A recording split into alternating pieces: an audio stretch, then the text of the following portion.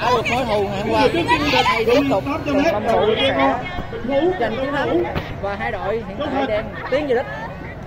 Một đội ghe đến từ chùa Võ Nêu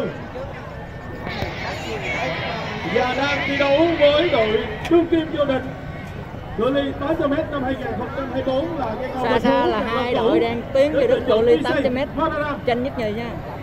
Và đội ghe Ngò vừa vô địch ở cự ly Châu Thành đang bung hết sức. Liệu Châu Thành có trả được mối thù ngày hôm qua? Đội ghe Ngò Bình Phú vẫn trong trang phục màu xanh của mình. Bình Phú Cần Long Cũ trong dòng sông Long Bình đang quay được quay số 1.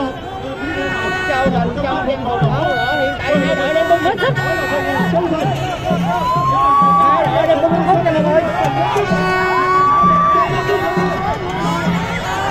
Càng Long đang bung hết sức, Càng Long đang bung hết sức. Châu Thành vẫn đang cố gắng hết sức mình.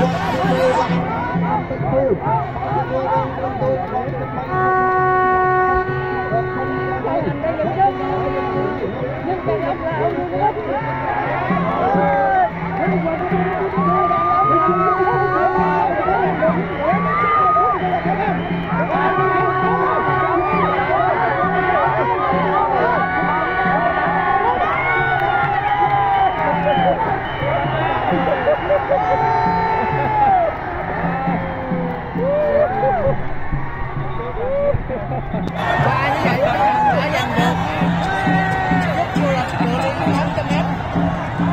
Trước một cuộc đời rồi. Chúng ta đã thấy rồi.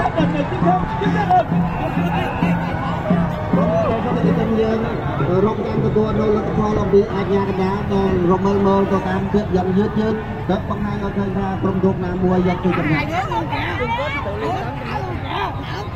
Hôm nay trước khi lên đến kết quả, hội trường tất cả quý vị dành một tràng pháo tay thật lớn để đi dùng ta.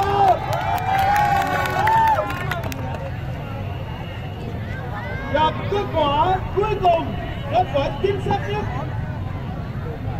ở cự ly 800m. Chúc mừng, xin chúc mừng đội ghe Ngò đến từ chùa Võ Nêu, Châu Thành. Đây vô, có ra con ta không cái là con nơi không được quật cầm bay rục lọt trọng đất để cái đua bay nồi chuyện này lên mũi lên đầu trong này không cầm bay rồi mày không có ra cầu.